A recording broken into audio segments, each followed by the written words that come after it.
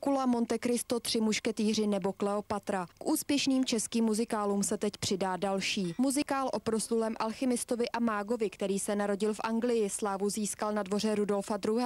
A smrt našel v Mostě. Vzniká na základní umělecké škole F.L. Gassmana v Mostě. Premiéra se chystá na červen.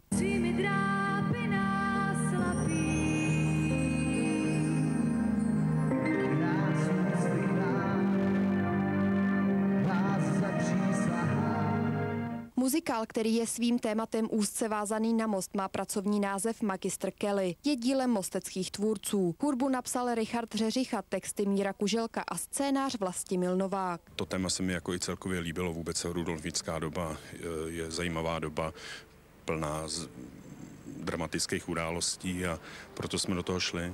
Jako herci se představí žáci Mostecké základní umělecké školy. Já jsem muzikál poprvé poznal tady v Zušce, protože jsem tady byl na Kleopatře a vlastně strašně se mi to zalíbilo. Jsem ráda, že jsem dostala tu příležitost znova se zahrát v muzikále.